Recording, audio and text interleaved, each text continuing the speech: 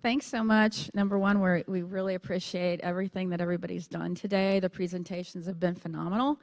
And we're sort of hoping that our symbiosis collaboration and learning sort of try to bring all of this stuff full circle, because we basically, throughout this project, have pretty much touched on everything that a lot of people have already spoken about. As she already said, I'm from the University of Tennessee. I came there about 26, going on 27 years ago. It has grown exponentially. It's a very young college. It was established in 1974. And basically, I was there at about 11 years after, well, no, 20 years after it was there. And it has, what originally, which I can't show you, but it has literally grown about twice in size, and we're getting ready to grow again. We'll be adding a teaching learning center. They're looking at doing simulation. They've done a lot of self-simulation, like what Amanda Bear was showing. And there will be also an expansion into feline healthcare. Hi, I'm Sam Bond. I'm a faculty member at the University of Illinois at Chicago Biomedical Visualization Program. We just call it BVIS because the whole name is a mouthful. I actually went to the University of Georgia Scientific Illustration Program as an undergrad. I went to BVIS as a grad student, and then I've been working there as a faculty member since 2016. I've been fortunate enough to be there. The program is 99 years old as of this year, which is exciting. And I have been there teaching interactive programs, virtual reality, web development, pretty much if it has anything semi-related to programming or video games, I am possibly the one who teaches it. Go ahead and introduce Sarah. Yes, and I'd like to introduce one of my former students, Sarah Mientka. Sarah, do you want to tell us about yourself? Sure, might as well. Yes, so as a student of SAM, I learned how to do interactive things, and this is, of course, one of the projects that I kind of learned how to do interactive games on. I graduated this year from the BVIS program, and I currently work in Manhattan with one of my classmates, also aptly named Sarah, and we both work in the pharma field doing healthcare practitioner advertising and pre-unbranded drug release. Yes, we're passing the mic around. So to just give you an idea, being at the university, I'm only one medical illustrator. I keep hearing all about these wonderful teams and 30 people and all this other stuff of how we develop this stuff. Over the years, I've worked on about 3 different USDA challenge grants. You have to work across many different types of units to build a lot of these things, and I understand that really to move forward with technologies, you have to have teams. I realize that I won't be there forever. I mean, I probably will die there with my boots on, but that still doesn't mean we need to be looking down the road as to how we can fulfill this and help the college move forward. So in that instance, I reached out to John, and I've talked to a lot of the colleges over the years looking at internships, possibilities, but a lot of times our curriculums just didn't flesh out. Or the fact that my faculty, they run a busy schedule, I run a busy schedule. Trying to mesh everything together wasn't working, so I kept thinking, how can I make us continue to move forward? So I started talking in about 2017 with a number of people, reached out to John, and John says, hey, talk to Sam Bond. And I'm thinking, okay, I'm going to talk to some guy. And it ends up being Samantha, okay? And so we started discussing all this material. And I also recognize that when you're working on large projects, I know this stuff doesn't happen overnight. And if you really want it to be successful, the question is, if we build it, will they come? So in that instance, after having our conversation, and this goes quite a long way, do you think this would fit with your students? So both Sam and I had this conversation. I met with Dr. Geiser, who is part of our continuing education outreach. He's been there since the inception. Really amazing and kind guy. And he goes, Deb, what about if we do a proper setup of an anesthesia machine? And I said, hey, that's a pretty cool idea. Let's do it. The other thing that I know about the reason of anesthesia and the importance of it is you do not want your best buddy, like Ryman, my dog, going into a deep sleep. So you want our DVM students to truly understand what anesthesia will do for different kinds of animals. So for me, part of the challenge when Deb reached out to me was thinking, okay, we want to create some sort of interactive project that can work for her students, but also teach my students about the process of game development or interactive development at the same time. And in the meantime, I can't necessarily interfere with the structure of my class that's already going on. Now, a little bit of background, the way that my courses at the BVIS program are broken up is I have 2 semesters to teach my students C# programming, asset development, optimization, basically everything they need to know so that they can make educational medical video games and virtual reality games in the span of 2 semesters. Now, this was going to be a project that only spanned the 1 semester, and all of my projects are done in teams. So what we needed to think about was how to integrate this project into my already ongoing class, meet all of the learning objectives, and create kind of a viable product that would be beneficial to Deb students at the College of Veterinary Medicine. So we all got together, I introduced Deb to all of the students, and we were essentially able to compile kind of a dream team of students that both were interested in the project and also students that had different interests in what roles they wanted to fill on the project so that we knew that they would work well together.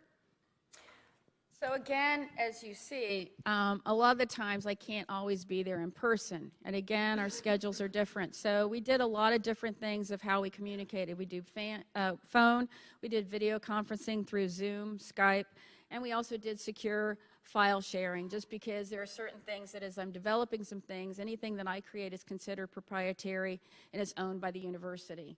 In other instances, and with Sam, what she might create, she might be able to keep her IP. But my job description as it relates to the college is considered, I'm exempt staff, even though I may be helping and assisting in teaching, instruction, or development, and so therefore it's owned by the university. So as we do these types of collaborations, I have to think, because I wear a lot of different hats, dealing with licensing, trademarking, copyright issues, I have to think about all these logistics as I am building this type of project. So this sort of takes us into a transition where in a lot of our discussion, you don't realize that there's a lot of admin behind the scenes. Yes, I'm still having to look at development content. I'm also working with our DVMs. I'm thinking about and also doing observations to see how are our students learning? Are they learning? What are they missing? And so this again speaks back to team building, and I'm going to give this back to Sam and then on to Sarah. Yeah, I mean, one of the most important real learning goals from my class, as much as we want to focus on C#, as much as we want to focus on programming in Unity and building things and optimizing them, one of the biggest learning goals is what makes interactive design powerful? What makes a video game that's actually educational? So we spend a lot of the first half of the semester looking at why we create educational video games and why we can create successful ones using certain principles. And that's where I knew that Deb students would be an amazing case study for our teams to really kind of investigate how you would scaffold all these learning goals and how you would separate out each individual piece of knowledge in a way that is exploratory and interesting and engaging, but not necessarily overlooking the importance of the educational parts, you know? Awesome. So an introduction to the team of students that were interested, myself being one of them, but of course I couldn't do it without the rest of the team, Lauren Price, Casey, Ryan. Each of us had a different kind of job or role, with the exception of the coding, the actual like get her done of the video game. There was 2 of us, that was Ryan and I. There was just a lot when it came to that. So essentially that we were the team that really kind of made it all come together and made it actually doable to pull off a near finished product of a game in like a semester. So, yeah. So let's go on.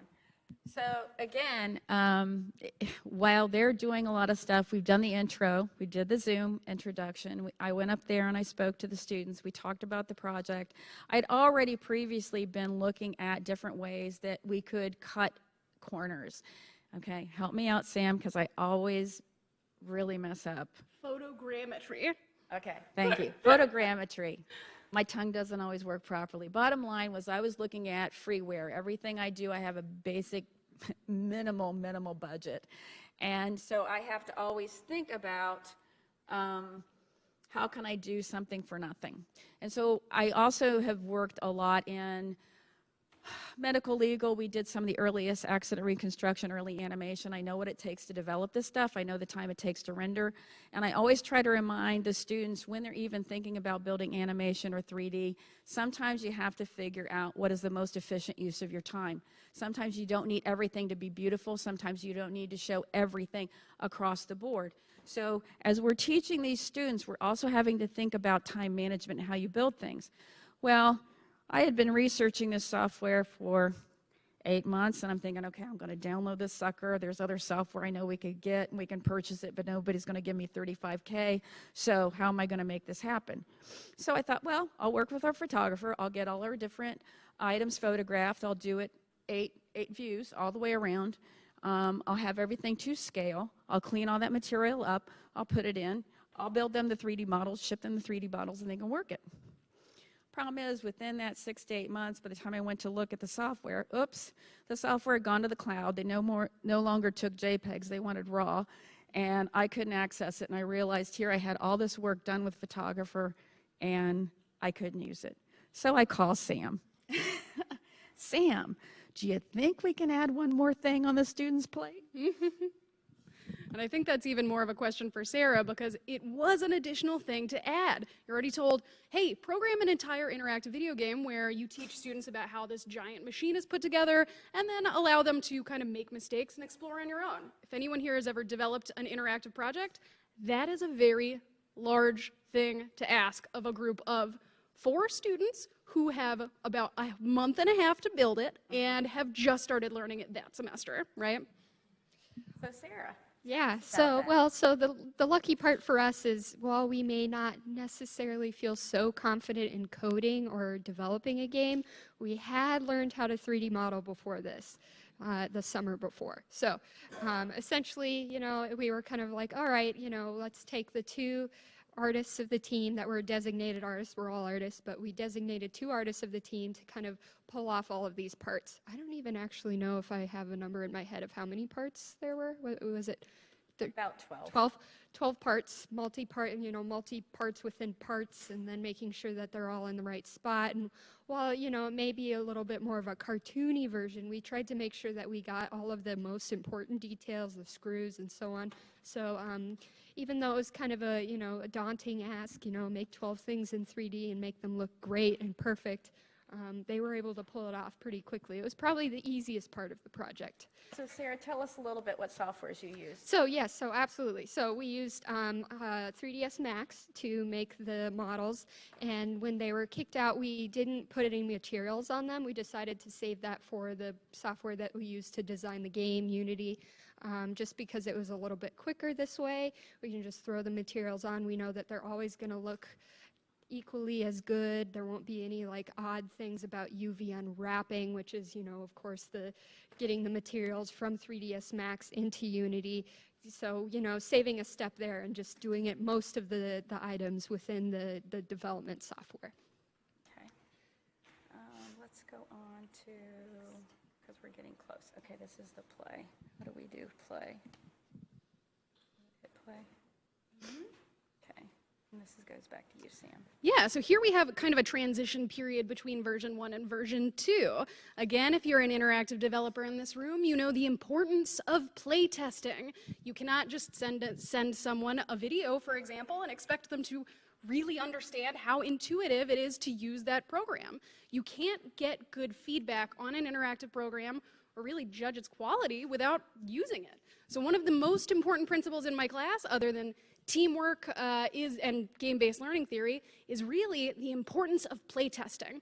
With every project that we have 1 or 2 playtesting days where people who have never seen the project before, their classmates, and really anyone else who wants to pop in and try this project can come, try it, and all of the developers behind each project are diligently taking notes of, they didn't press the button that I wanted them to press. And the fact of the matter is that that is on the developer. That's not on the user. So it's a really, really important step in ensuring that there's quality and intuitive design. The other thing I also had to think about is a lot of the work that I'd done on the previous USDA challenge grants in doing interactive and some of the earliest long-distance learning. This is way before you guys had mobile phones, I'm telling you. It was Polycoms and distance learning.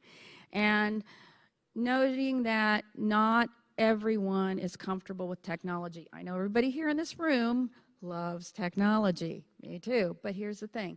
Not everybody does. And so you have to also be thoughtful about that student who's like, I really don't want to test that. No, I don't really want to touch that. So some of these things that I also have to encourage people as they think about building these, and this again is why user interface and also testing is important. So this goes back to, oops, why did it not go? So again, this goes back again to client feedback. So yes, I am the client. And I'm not always the easiest client, am I, Sarah? So some of the things as we were going through and that we talk about as you go back to your original game plan. Are we successful in this one area? Are there glitches? If you go to my backpack back there, I brought all of the different ways that I tested. I tested on Macs. I tested them on desktops. I tested them on PCs. I looked at the software. I looked at how different things would interact. What do we have available to our students in the computer labs that we have? Again, you have to think about all the different types of logistics, and if you want this to be successful, and let's face it, I'm selling this to my dean, okay? I got to answer to my dean. Granted, they're not giving me any money, but if I'm going to ask for money, I've got to show them that, yes, this is useful. So not only did we have this built in, as before I was taken to the students, I had to prove this and test this. Okay. So explain what we had to do after the review. Yeah, so we went through the review process. It was a crazy semester, and we kicked out a game, and then Deb said, keep working on it. There's more things that you're missing. And we were like, yes, of course. Awesome. So essentially what happened is my current and original team, kind of some of them, were doing their own project research. There's classes still going on in this second and last semester for us second years. And so I said, hey, these first years, I know I've been in their shoes. They have a little bit more free time. Let me see if any of them want to get kind of a head start on learning how to design a game before they've even been in Sam's class. And so essentially what that took is, luckily, I had some interested parties with Ushma, Danielle, and Annabelle, and I kind of took the liberty to say, okay, if I want them to help me, I need to make sure that I teach them. So this was kind of a helpful task in teaching what I had learned just in the semester before. I taught them how to animate simple things and trigger simple things within Unity so that they could help the team kind of make a more well-rounded game. Because at this point, while we did make a game in the first semester, I don't think that it would have been able to stand alone. Like if you put it in front of a student at UTCVM, I don't know if they would be able to figure everything out. And additionally, they didn't necessarily have an introduction to any of the material that we were trying to have them interact with in the game. So that's what the new first years helped us out with on the team. I want to mention too that it was really heartwarming to see, I presented all the students and said, your project is technically over. The semester is done. You do not have to keep working on this, and your priority is your regular scheduled schoolwork. That's your full-time job while you're here. And not only did they want to keep working on it, they recruited another team. Like, that's amazing. So I just think that they did an unbelievable job with that. And it speaks to their work ethic. Now, kind of the next step was what I consider to be kind of the big showcase for my interactive students at UIC, is we have the BVIS Interactive Open House, where anyone who wants to come can come play with all of the video games, all of the VR and the AR, all the apps, and this means that we had an even broader audience of people to come, play test, and give feedback. And that, again, is one of the most important take-home points of interactive development, is not only developing with or in testing with people that are around you, but with everyone you can find, especially your target audience if you can get them. So we did. So one of the other things, wait a minute. Excuse me. What happened? Oops, wait a minute. Go back. A minute back. What's going on? There we go. Is that it? Mm-hmm. Okay.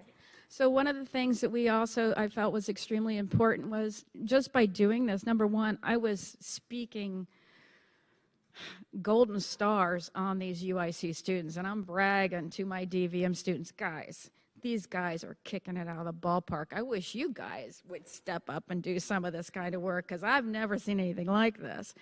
They were absolutely amazing. But the other thing was I also wanted to make sure that they were getting something out of it, because if they're not, then you know what? This is the wrong thing to do. My goal is not to abuse students. My goal is to make sure that whatever they're learning is also helping somebody else learn.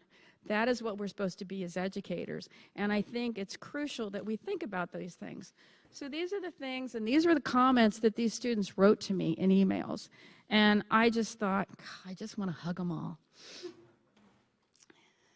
So this speaks, and I don't know if we can get the volume up or not. Let's give it a shot. Got it? My mouth. And volume. Where it go?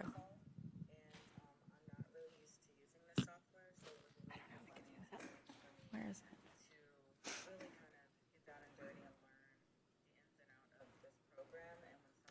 It's not going up. So we might as well just keep going. Yeah, just go. The general gist of it is that she had a great time and learned a lot. Yay. Yeah. Okay, so go ahead, Sarah, because you can talk a little bit about where I presented at GNSI and you presented at AMI. Absolutely. So we had a couple opportunities this summer to present the game to an even wider audience, which is even better because, you know, then you can find out what works and what doesn't. So Deb went all the way over to the GNSI meeting in Brisbane. So she really traveled far to show off the game. But essentially what she did is pretty much same presentation here. She went through the process of making something to teach others while, you know, you're trying to teach the students who are making it. So kind of just a big round circle of teaching.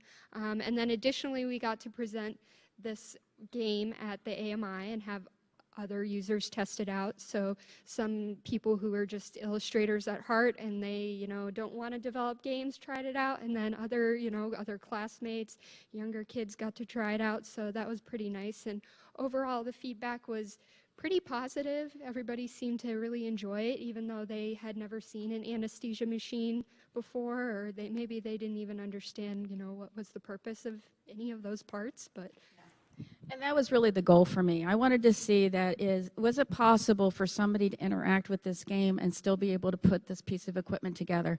So these are the things that I think are important. The reason I say this is because if we're looking at introducing this, and when I tell you, I get a big list of, hey, Deb, can this be done? And I'm saying, sure, why not? And it has to interact with first, second, third, and potentially fourth year students. Those are the different things that I have to think about. So we are now at where we're at now. Currently, this sort of gives you the list of what we've accomplished. I also tested our second and third years in very selective groups. I told them they could not discuss anything with anyone, and they did this all on a professional trust. And basically, we told them it was an interactive gaming app. We didn't tell them what it was. And so I had them come in originally because their time was at a premium. I said, look, you can schedule a time, come into my office. I've got it set up on a piece of equipment. If you have questions, you can ask me questions for the first 5 minutes, but then I'm going to leave and I'm going to let you do whatever you want to do. Then what I also did was I also provided a much more in-depth survey. I can't really share you those things because I haven't really done this as an assessment issue, and it's not really, I haven't set it up as an IRB, which is there's certain guidelines we have to do with education. But bottom line is this. I still got an amazing amount of data on the type of platforms they want to see things on. I got an amazing type of response back from the students it was almost 95% positive, yes, we want to see this into our educational curriculum. I asked them where they wanted it, and they said, hey, Deb, where we would have liked to have seen this was pre-lab. Our faculty are like, yeah, because if we can introduce this to them pre-lab, then that means that when they're in the lab, they already know these different pieces and parts, and then that allows us to actually have a much more in-depth discussion with them on concrete. Again, why this is so important to us, and I'm going to check time here, why this is so important to us at the vet school is because we are changing curriculum. We are looking at reduction in the amount of lecture time. What I'm also having is I have a pretty much open door policy, and a lot of the vet students come in, sit on my floor, and say, hey, Deb, can I chat? I'm like, sure. I consider myself, hey, what happens in, as one student said, what happens in Deb's office stays in Deb's office. It's like Las Vegas. So some of those things that they can't talk to faculty about, they feel like they can at least share with me. And I think it's important that we as educators are listening to our students. And if we want them to learn, we've got to meet them where they're at. So this is sort of where we're at. We're going to take this into VR next. We have a number of different projects that we've actually started development on. Sam has shown these students the work that they did last year. I'll let her comment on that. We're taking it to VR. Yeah! So psyched about that.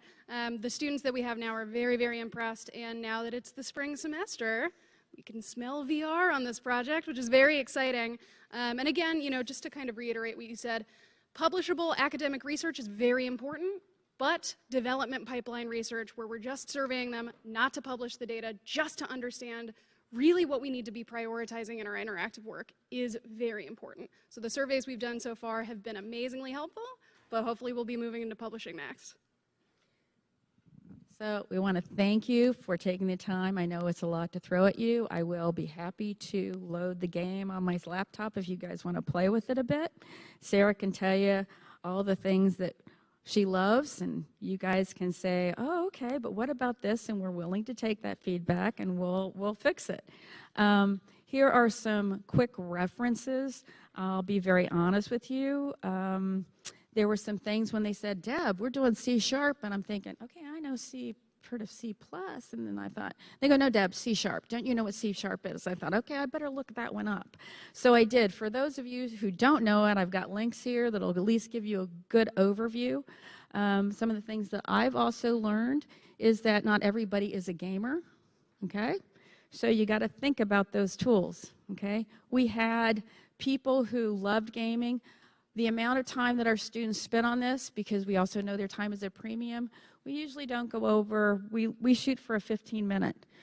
The majority of our students, even if they didn't game, were still staying within the 15-minute process of putting everything together. The other thing is there were still those who didn't, so maybe they went 30 minutes, but that's okay. My goal is not to test. My goal is for them to learn. I want something for these students that they can sit down and they can go over it and over it and over it until they feel comfortable. So that then when they go into a test environment and they have to put a physical piece of equipment together, they're going to say, oh yeah, that makes sense. I know that. This is a piece of cake. Awesome. Yeah, so overall it's really great to see kind of the final product of the desktop version going into testing and hearing the feedback from the vet students, and it's going to be even more exciting to see the game turn into VR, which is kind of our original intention with the idea. Let's make a desktop app that works like VR, but it's not in VR. Well, now we actually get to make the VR app in VR, so I'm sure that that'll bring new problems and hopefully benefits to the game as well. Thank you. Thank you all so much.